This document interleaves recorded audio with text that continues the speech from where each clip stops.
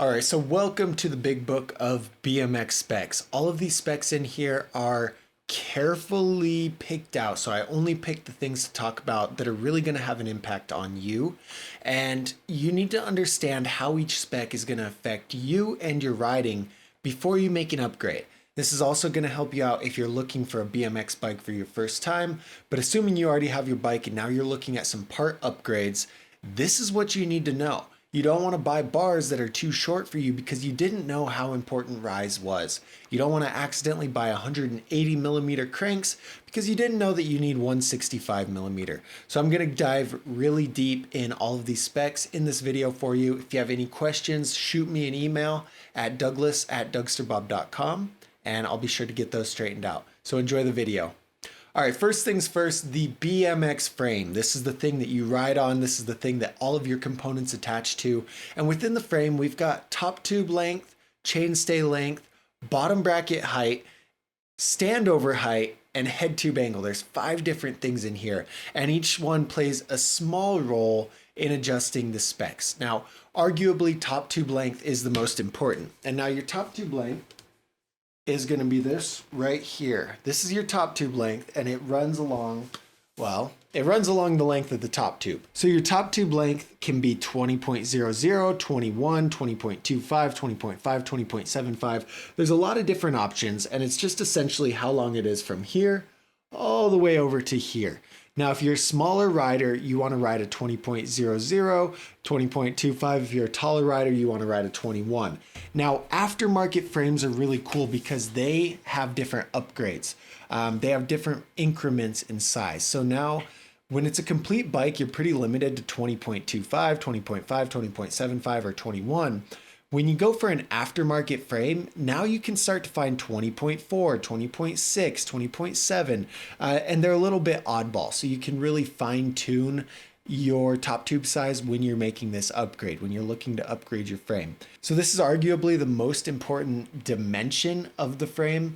It's just something that a lot of people overlook. They think, hey, a 1/4 of an inch doesn't matter that much, but it really does. When you upgrade something that's a 1/4 of an inch too big for you or too small for you, it's going to have a drastic effect of your riding. Now, you can still have a good time on your frame if it's a little bit too big or a little bit too small. It's just going to affect your riding in different ways. So a top tube size that's a little bit taller than recommended is going to feel more controlled and more flowy. A top tube size that's a little bit smaller than recommended is going to feel really responsive and really snappy. Okay, now the standover height is right here. It's essentially going to be right here. So this is the standover height. It's the length of that seat tube. And this is how tall this whole frame is essentially. So when you're doing bar spins, your knees are riding right up here. And when you pinch your knees, you've got to be pinching the seat. But if you have a standover height that's like 7.75, it's going to be a lot lower than a 9-inch standover height. And the biggest thing that standover height affects is the angle of your top tube. So if it's lower, your top tube's going to angle down a little bit more. And you're also going to have a lot more room right here. So you can kick tail whips a lot easier. It's going to make bar spins harder to pinch if it's shorter. It's going to make toboggans harder to grab. And if it's taller, it's easier to pinch, but it's harder to get your feet over for tail whips. And that's really all that standover height does. 9 is pretty much the normal size. All right, now head tube angle is this guy right here. This is the head tube angle. And it's at what angle is the head tube at? I know, really simple, right? So 74.5 is going to have your head tube angle pointing out that direction. Now 76 is going to have it a lot steeper and it's going to be pointing that direction. Wow, I don't know how, oh, those arrows look terrible. But anyway, a steeper head tube angle is going to make the frame a lot steeper. It's going to be really responsive when you're doing corners, when you're taking turns, and when you're snapping into nose manuals. A more mellow head tube angle is better on trails or going really high and going really fast in the skate park because it makes it feel more flowy and it makes it feel more controlled. So when you're looking for when you're looking at the head tube angle on your frame, consider that. And think about, hey, do I like really snappy and responsive riding, really technical riding, or do I like the more mellow, more controlled feeling riding? And that's going to help you figure out which head tube angle is right for you. All right, bottom bracket height. Now this is one that is overlooked a lot. How was I doing this earlier? I'll do it like this. Anyway, bottom bracket height is this right here. So it's how high off the ground is your bottom bracket. How high off the ground is your bottom bracket? Now normal is going to be about 11.6. That's 11.6 inches off the ground. If you get a higher bottom bracket height that puts it up higher like that, you're going to feel really responsive on the bike. It's going to take corners really easily. It's going to take them really snappy because where you're standing up is now higher off the ground. If it's a lower bottom bracket height down there, then it's going to feel really mellow, really close to the ground. It's not going to feel so twitchy. And this is really overlooked often. A lot of people overlook bottom bracket height. And when you're looking at them, there's not a whole lot of variance. They're going to range anywhere from 11.5 to 11.7. And it's something that you should consider if you want a more snappy feeling bike or you want a more mellow feeling bike. Maybe you just want to keep it at the standard 11.6 and not get too crazy with it. Okay, chainstay. This is something that I talk about a ton. And the chainstay is the length from your bottom bracket here all the way back to the end right here. Most chainstays are measured on center. And what that means, oh, this is going to be interesting. And what that means is that this dot right here is on center. So if you tighten your back wheel to be in all the way up here and slammed, your chainstay length is going to be a little bit different as if you tighten it back here towards the end. So chainstay affects the same thing as everything else. It's how snappy and how responsive is your bike going to feel. So a longer chainstay lengthens the wheelbase. When you have a longer chainstay, your back wheel is going to be farther back from your front wheel than it is when it's slammed. And a longer wheelbase makes the bike feel a lot more stable, makes it feel a lot more controlled. People who are riding something really mellow and really flowy are on like a 13.7, a 13.65 inch chainstay because it spreads their wheels back and gives them a lot more of a stable feeling bike.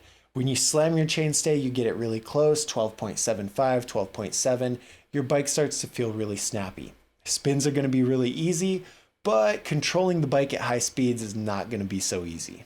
All right, and that is the gist of frame specs. They're all very important and they all play an integral role in linking with each other. If you have a really mellow head tube angle but a responsive short chainstay, this could kind of even out the overall feel of the frame. So it's not fair to look at just one spec and judge it based on that. All right, now stems are, you know what stems are, they hold your bars on to the bike. But when you're looking at stems, you've got to choose between a top load or a front load. Personally, I ride a top load because I like how it gives my bars an extra bit of rise.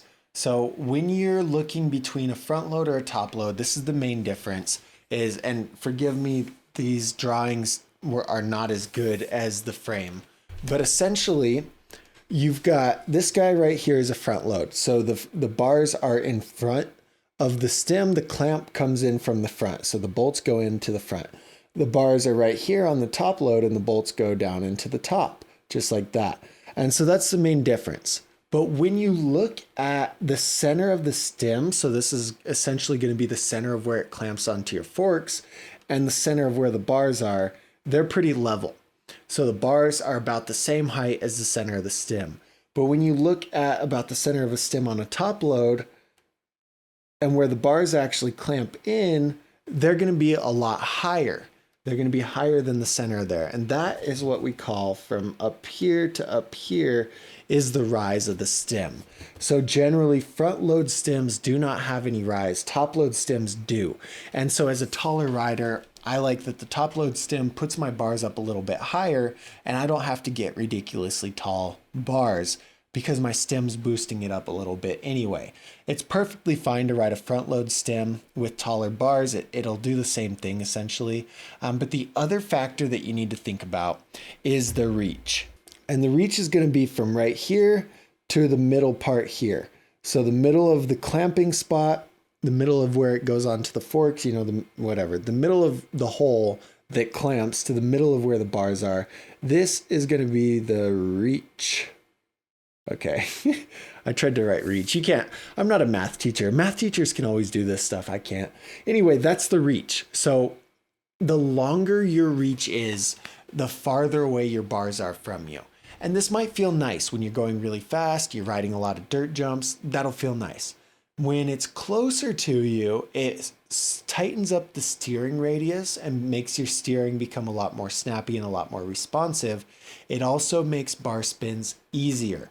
So having that shorter steering radius gets the bars closer to the center of spin gravity and makes the bars a lot easier, makes them spin a lot faster. So when you're looking at this, do you do a lot of bar spins? Do you want to do a lot of bar spins? A shorter stem reach is going to help out with that, but it's also going to sacrifice stability. So consider those two things. Consider what reach you want if you're looking for a stem, and then decide, hey, do I want a top load with some extra rise, or do I want a front load that's not going to give me any rise? That's what you need to know about stems. All right, your handlebars, there are a ton of different options. Now, you've got to choose between a 4-piece and a 2-piece handlebar. 2-piece handlebars have a lot more give. So they are one piece of metal that goes whoop like that, and then they're connected by the crossbar. Those are the 2 pieces of metal. That one long piece that has bends and goes all the way across, and then the one piece that connects the two, which is a crossbar. And then 4-piece bars have one bar that goes like this, one bar that goes like this, one that connects here, and one that connects here. And those are a lot more rigid. So the pieces of metal aren't as long, therefore they don't have as much flexibility, they don't bend as much. And then the 2-piece bars have some flex and have some give. While you're rolling over quarters, you're riding bowls, you kind of want that give. I mean, it's more of a personal preference. I like to have that give because it makes the ride feel a lot smoother. Where the 4-piece bars are mostly used in street because the smoothness of the ride doesn't really matter. And it's also a look thing. So which one do you think looks cooler? And then do you want to have some of that smoothness with your ride, or do you want more of a rigid feeling front end, which is what the 4-piece bars are going to give you? Think about those two things before you buy bars. And once you have it figured out, then you need to know width, rise, upsweep, and backsweep. Those are going to be the 4 specs here. And the first one we're going to talk about is rise. So need to get my blue marker. But rise is essentially from the bottom of the bars up to the top of the bar. So this is going to be the rise. How tall up do those handles go from where it clamps into the stem? How tall up is it?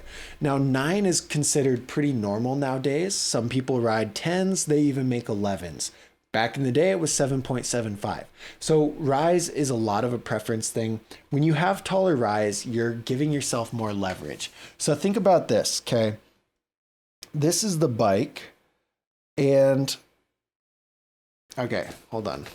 This circle right here, this is the bike, okay? That's the bike, and this is the height of your bars. Now, you're using leverage to maneuver that bike around. I guess that's the center of gravity, not the bike. Anyway, that's the height of your bars. But now what if your bars were only this high instead of this high? Your leverage that you have when you're maneuvering the bike is a lot less because it's a lot lower. So taller bars, taller stack height, just having your bars higher up is going to give you more leverage when you're maneuvering the bike. Now, this can work against you if it's too much leverage. So if you have too much leverage, you're pulling back all crazy, then you don't want to be that crazy, okay? You just got to find something that works for you and something that feels comfortable. Like I said, 9 is normal right now. I'm really tall and I ride 8.9, but I have that top load stem, which pushes it up a little bit higher. Preference, again, think about that. Think about the rise that you want when you're buying your handlebars.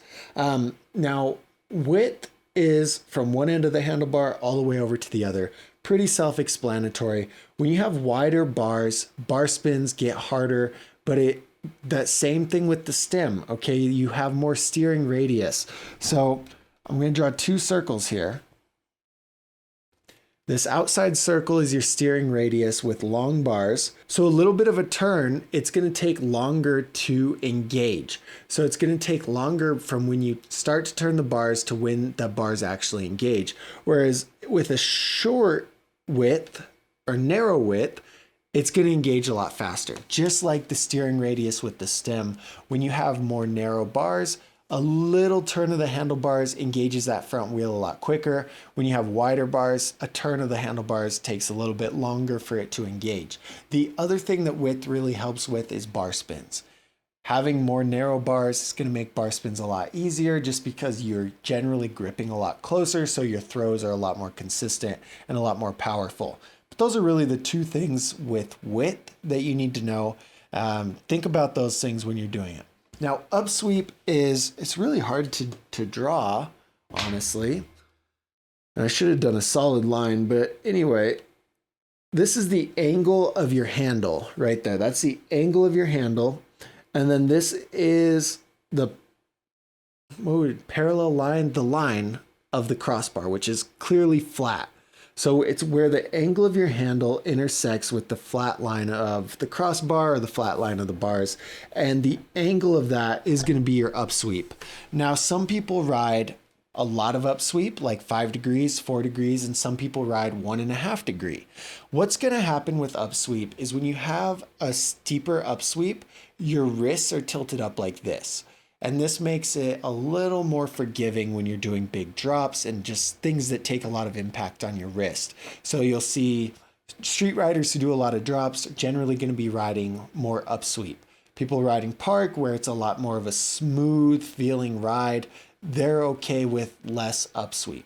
Now, backsweep is impossible to draw on here, but it's just the angle that your handles go back. So look at a beach cruiser, the angle is pretty much straight back, whereas a BMX bike is 11.5 to 12 degrees of backsweep, and this is not gonna feel super crazy like a beach cruiser, but you do want a little bit of backsweep because it's how your wrists are tilted back, and we have a natural back tilt to our wrists when we're holding onto our handlebars. So usually backsweep doesn't change very much, but that's what it is. And that's everything you need to know about handlebar dimensions. All right, rims and wheels. When you're looking at rims or wheels, you need to think about, do I want single wall? Do I want double wall? Do I want welded seams or do I want pinned seams? And that's pretty much it. You used to be able to choose between 36 hole rims or 48 hole rims, but now 36 is pretty much the norm. You also used to be able to have a triple wall option. That's not really a thing anymore either. We've resorted back to double wall because that's the happy medium with weight and strength. Triple wall is way too heavy for what you need. Like most people don't even need triple walls, and double walls now are pretty solid. So I'm gonna tell you straight up, if you're buying an aftermarket wheel, do not buy a single wall. Like, you are literally wasting your money. If you just spend a little bit more, get something with a double wall. I know it might not make sense why they're so much stronger, but they are. I promise with a single wall, you're going to do a tail whip, you're going to slam your rim into the ground, it's going to bend. And this is why. So a single wall rim has this, okay? This is the wall right here. That is it. That is the wall where the nipples go through and the spokes connect. One wall, that's it. Double wall, you've got one wall right here, and you've got one wall right here coming together. Those are two walls, and that's holding those sidewalls together, keeping them from bending in and keeping the rim from moving like this too much. So if you can, always, always, always get double wall. It's just gonna make your life so much easier. It's gonna last a lot longer. So I'm not even like, don't get a single wall. Please do not get single wall, okay? Anyway, next thing, pinned or sealed. So when you imagine you're making a rim, and this is what it's gonna look like first. It's gonna look like this flat line right here. That is your rim. And then you bend it up so that it comes together like this, makes a circle. Now, when you connect this area here, you can either push them together and weld them, or you can put pins in each side and push them together so the pins hold it together. And obviously, which one do you think is gonna be stronger? The pinned is a lot weaker. The pinned is what you're gonna find on cheaper, lower quality rims, while the welded is the better option because sometimes rims come apart at the pins. Now on my bike behind me, those are pinned double wall rims. They're not welded, and I've never had an issue with them, but I also don't put my wheels through a ton of stress. In my opinion, it's a lot more important to have a double wall rim than a welded seam. So that's pretty much what you need to know about rims. Now, if you're thinking about a Freecoaster or a Cassette, what I would recommend is upgrading to the one that you don't have. If you already have a Cassette on your bike, think about getting a Freecoaster and playing with it. What a Cassette does is it has instant engagement, And so when you pedal, you're instantly engaged and you're pedaling. Racers use very high point of contact engagement cassettes because as soon as they start to pedal, they need that engagement, they need that wheel to start going. That's how they're going to get the maximum speed. Now, BMX riders, we just want cassettes so we can pedal and go forward. We don't need to win a race. But when you have a Freecoaster, it's got slack. So in a Freecoaster, there's a clutch in there that when you pedal, it screws in to bite the driver, and that's what allows it to pedal. Now, on a Freecoaster, you need to pedal and then unpedal about half a crank to disengage it. And what this does is this unscrews the clutch so that the driver is not engaged anymore and you're allowed to go backwards without pedaling. Cassette's pretty much the normal thing. If you're thinking about a Freecoaster, it's going to be because you want to roll backwards without pedaling. And this is really cool. It opens up a wide range of fakie tricks and just street tricks in general, but you're going to have a hard time getting used to the slack. So think about this before you buy a cassette or before you buy a Freecoaster. There's one thing that I want to add in here that's not in the book, and that is that they're planetary Freecoasters now. And these do not have any slack. They're pretty much instant engagement, just like a cassette, but they disengage as soon as the wheel starts rolling backwards, which allows you to fakie. There are some bugs in this where sometimes they will engage while you're faking backwards, which is more uncommon on a traditional Freecoaster. But on the planetary, you get the instant engagement, and this is really cool. This is something that I would definitely ride, because the reason I don't ride a Freecoaster is because I hate the slack so much.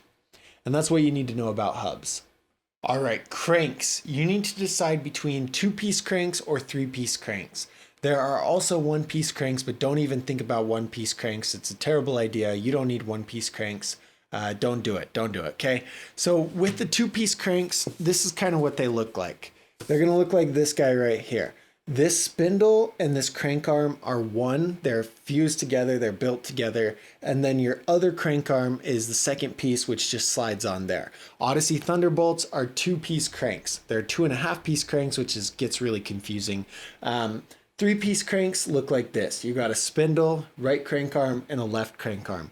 And that's really the gist of it. 3-piece cranks, you're allowed to run a sprocket with a spline drive on either side, where 2-piece cranks, you could only run a sprocket with a spline drive over here. And that is only if they're 48 spline cranks. You've got 8 spline cranks, you've got 48 spline cranks. 48 spline cranks have a lot more splines, which gives a lot more strength in the crank arm binding to the spindle. 48 spline cranks are the way to go. In terms of 2-piece or 3-piece, this is more of a personal preference. Again, if you want a spline drive, go with 3-piece. If you don't care about a spline drive, go with 2-piece, because you can get the lifetime warranty on a lot of them, and they're a little bit stronger since there are less parts that could break with it. Now, crank arm length is the other thing you need to know, and it is from the middle of where it fuses into the spindle all the way to the pedal boss in the middle of there. And from here to here is the length of your crank arm. You can get 160 millimeter cranks, 165 millimeter cranks, 170, 175, or even 180.